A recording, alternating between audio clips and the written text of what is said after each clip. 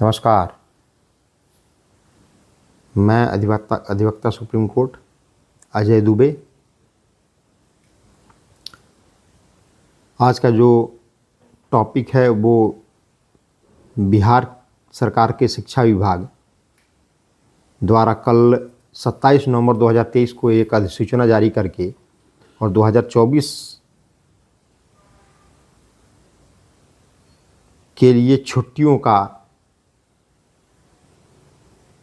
अधिसूचना जारी किया गया, जिसमें कि मुस्लिम मजहब के त्योहारों के लिए 10 दिन की छुट्टी की गई, जिसमें 2 उनके जो ईद आते हैं उसके लिए 3-3 दिन 6 दिन की छुट्टी की गई। वही उसकी तुलना में सनातन धर्म और हिंदू धर्म के बारे में अगर देखा जाए तो उस अधिसूचना के अंदर हिंदू के 4 त्योहारों के लिए 9 दिन की छुट्टी दे दी गई। बाकी जो त्यौहार हैं, रक्षाबंधन, मकर संक्रांति, सरस्वती पूजा, जन्माष्टमी, रामनवमी, भाई दूज आदि पर कोई छुट्टी नहीं दी गई है और न ही छुट्टी कोई घोषणा की गई है। हिंदू परम त्यौहार में जो 4 त्यौहार हैं, होली, दिवाली, छठ और दुर्गा पूजा, पर 9 दिन की छुट्टी की घोषणा की गई है, जो कि ये सनातन विरोधी है, ये हिंदू विरोधी है,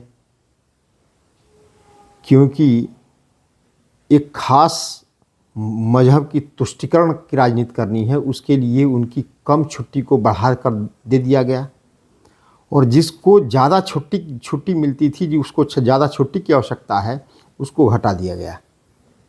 ये शुद्ध रूप से बिहार के अंदर में एक तुष्टीकरण की राजनीति इस समय चल रही है और एक मुस्लिम समुदाय के लोगों को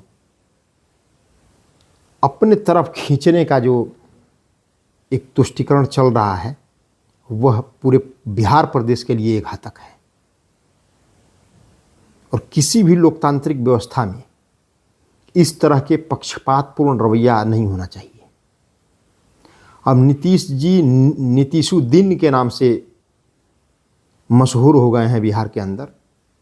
जिस तरह उत्तर प्रदेश में मुल्ला मुलायम के नाम से मुलायम सिंह यादव जी को जाना जाता था, वैसे ही अब नीतीशुद्दीन के नाम से नीतीश जी को जाना जाएगा, क्योंकि सनातन धर्म के प्रति जो नीतीश कुमार और उनके गठबंधन की जो घृणा है, वो समय समय पर साफ झलकती है। और नीतीश कुमार जी ये बताएं कि किस सर्वे के तहत ये छुट्टी की घोषणा की गई है और इस तरह की छुट्टियों का निर्णय लिया गया है।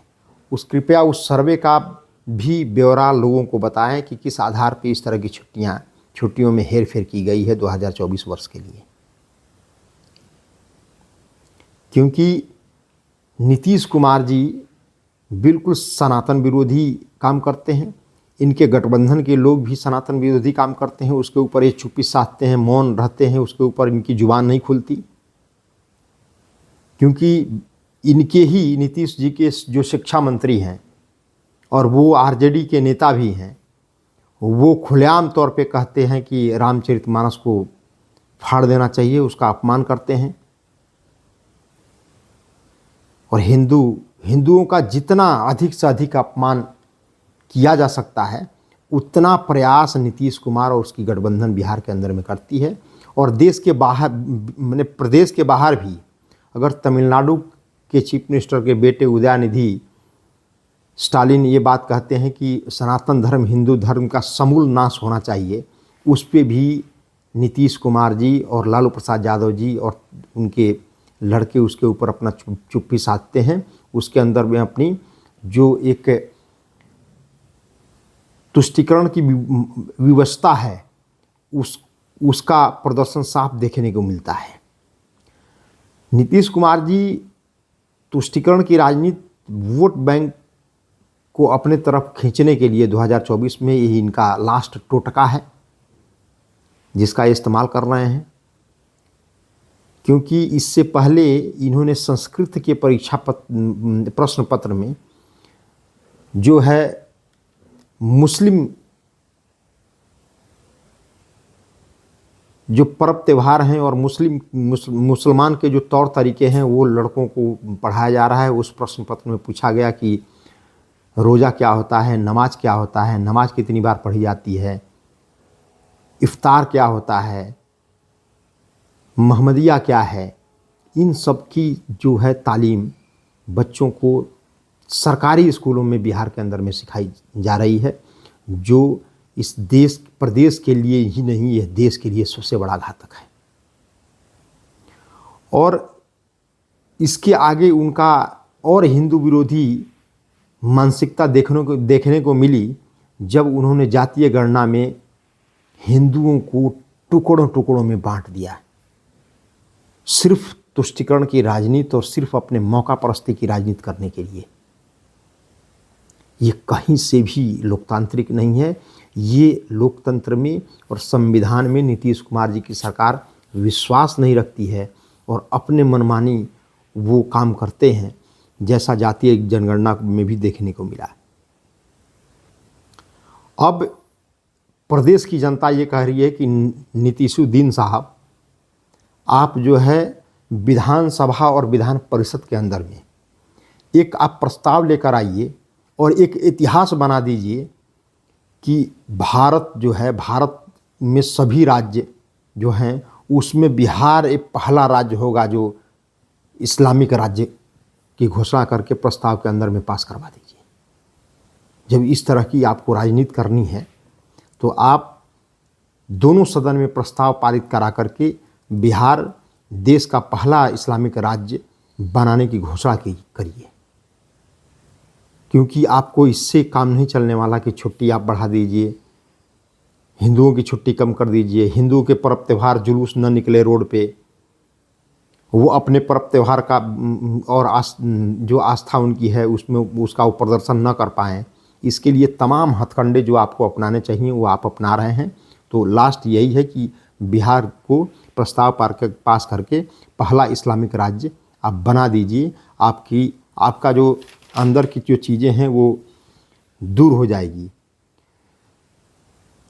अब ये ऐसा ही होता है क्योंकि हिंदू जो है हमेशा 700-800 साल तक गुलाम क्यों रहा? क्योंकि हिंदू में से ही ऐसी मानसिकता के लोग जो अपने सत्ता के लिए, अपने वर्चस्व के लिए, अपने राज करने के लिए, मौका परस्ती के लिए उन्होंने हमेशा अपने देश को बेचा, उस देश को गिरवी रखने का काम किया, जो नीतीश कुमार जी और उनकी गठबंधन की सरकार बिहार के अंदर में कर रही है।